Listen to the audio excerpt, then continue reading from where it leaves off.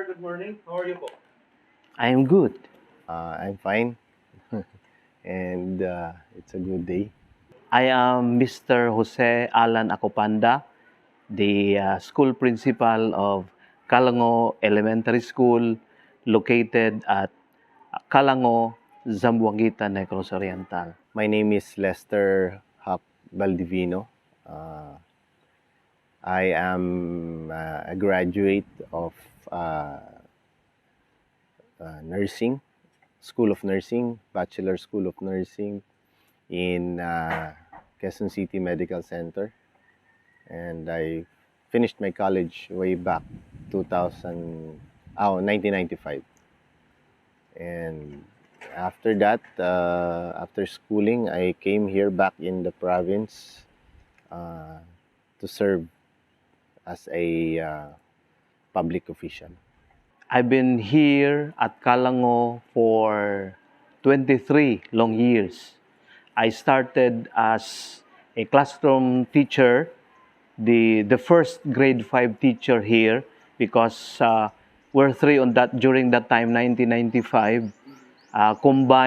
Combination of grades 1 and 2, combination of grades 3 and 4, another teacher, and the third, which it happens to be me, the grade 5 teacher. Then the following year, school year 96-97, I was asked to take care of the grade 6, so combined grades 5 and 6 during that year. Now I am a barangay kagawad, and my committee. I am the committee chair on education.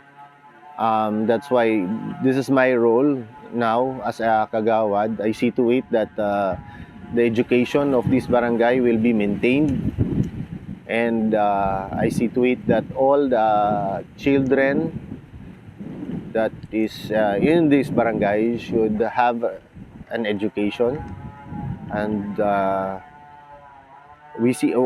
see to it also that we could maintain through barangay funds the school, the needs of the school. So mainly we are overseers that would see what the school needs, and we would talk to the principal and agree on what we will do for the projects for this school, infrastructurally wise, because some of these rooms are old already and they are also depleted. This school is about 10,627 square meters, donated by Luciano Ilmaga, a former barangay captain on this barangay. And this school is located 5 kilometers from the poblacion and 2 kilometers before the barangay proper of Barangay Calango. When I won my first term way back 2007, Barangay Calango was considered one of the poorest barangay of this municipality. Well, in a sense, poorest in a sense that the staple food of the people here are rice and salt. Even the kids, when they go to school, their lunch is dried fish. Sometimes, if without money, salt and patis. That's what we call soy sauce here in the province. So that's why this barangay was considered below poverty line, because most of the people here are poor, and they just I should say depend on farming, mainly on farming, and they will rarely bring their kids to school because lack of funds. No? Since Calango, Barangay Calango is the poorest of the poor barangays here in Zamboanguita, because we belong to a fourth class municipality. The school is, we call this one DDU school, or deprived, depressed, and underserved school. Because we cannot supply all the needs of the children, like potable water. Just 4 years or 5 years ago, we were having this electricity. But before, no electricity. We just use Petromax. Mm-mm-mm. Petromax. So during program, you don't. We just use amplifiers using battery operated. Oh, it's battery operated. No electricity here. And about the kids, the situation of the kids. The kids, we have uh, children or pupils who walk. The farthest is 8 kilometers. 8 kilometers, and shall I say, the nearest house to the school is 100 or 200 meters. So this school is just, shall I say, a meeting place, because it's not located at the center of the barangay. It's very far, 2 kilometers away from the proper barangay proper. So most of the kids just walk, especially those with far from this. Yes. building. When I interviewed them, they take a bath at 4:30 in the morning, then eat breakfast. Then by 5:15, they start walking, because if they will not do that, They will be late. they're very very late. Mm-mm. But of course, we will just accept them, no matter what time they came, maybe 8:30 or 9, because in that situation, they really walk by that far just to have an education. Yes. Mm-mm. So I heard before, sir, that this was a communist place, or what's the story about it? I think 1999, when this barangay was settled with the so-called NPA, or New People's Army, in which uh, the residents here were afraid during the time. That's why it also uh, prohibits children. They prohibit their children to go to school. That's why our enrollment go down on that time. And there was really an encounter, but not here, not in the school, proper. About I think it's more or less 8 kilometers away from the school.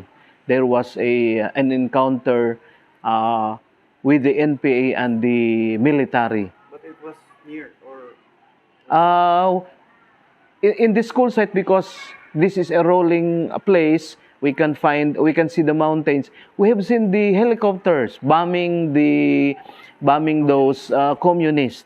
Mm-mm-mm. And during that time, there was a nurse from Bohol or Leyte, I think, who died during that encounter.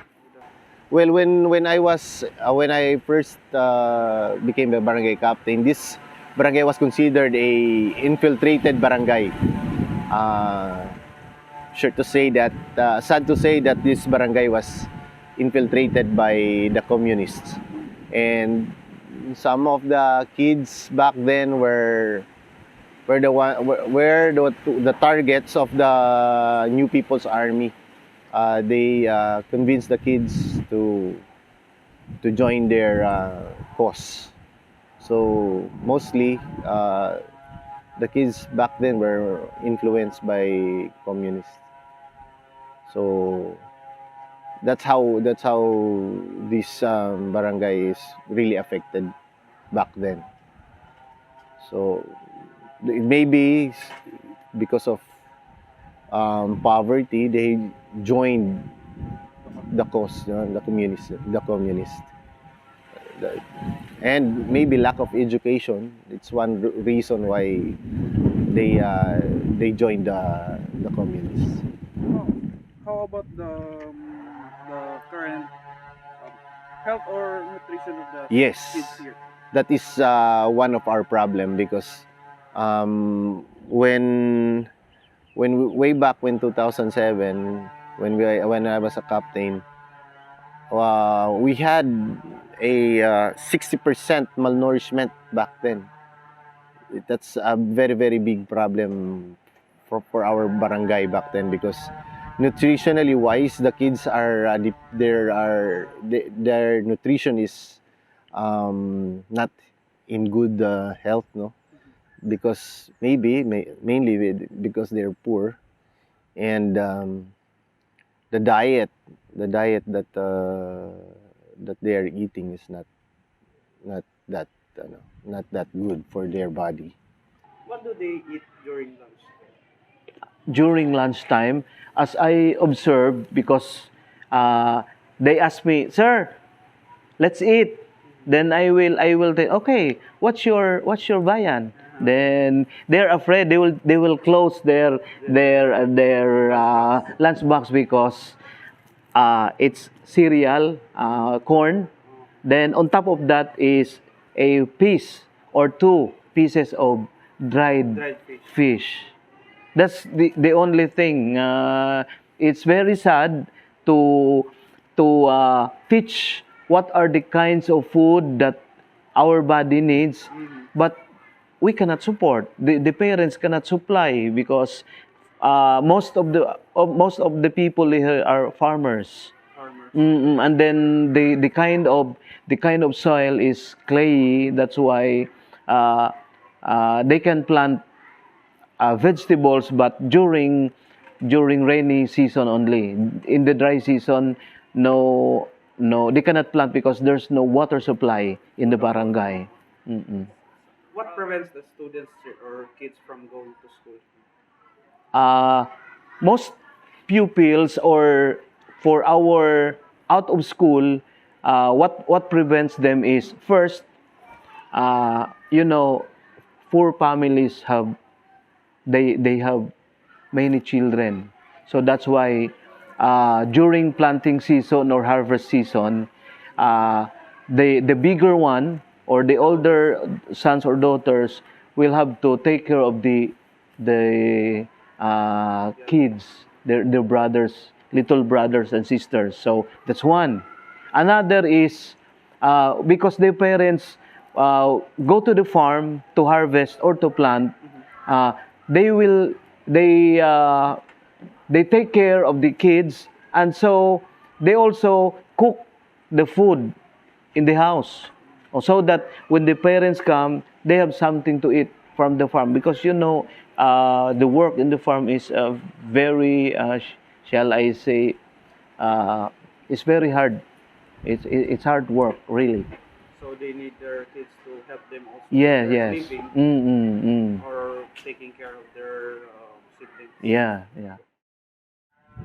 Last question, sir. What is your wish for the school and the students? Yes. Well, my wish for the school is, well, it's a big dream, but we dream big. When we dream, there's no dream that is, so there's no limits about dream. Well, what we really wanted to happen is, first of all, hopefully that we could build more rooms for the kids to be well accommodated, because some of these rooms are already depleted, and they really need to be renovated. No? That's physically wise, and physically wise, we cannot we are limited because we don't have much funds for this school, and health wise for the kids, we really wish that these kids would be helped through feeding and maybe some vitamins for the kids because mainly they are really some of these kids are malnourished, and hopefully some stakeholders may help us on this problem. For me, I wish that these pupils can finish schooling because as as what I am now, I really feel that education is a great equalizer. Meaning, even though these kids live in a poor family, but they cannot, they can progress, or they can develop into a shall I say, good living with when they make families, when they grow older, if they can have a good education, they can finish education because they can find work. It's not easy to find work if you don't have education, and so the biggest problem is how to continue schooling if your stomach is empty. Yes. Uh, uh, during the teaching of hard subjects, the teacher would think that how can these pupils answer if their stomach is empty? Or even if it's not empty, but the source is dried fish, corn. What's nutrients on that food that can supplement the needs of the body of the pupils?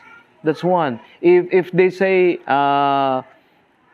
you are what you eat, then it's very difficult for our pupils if that is so.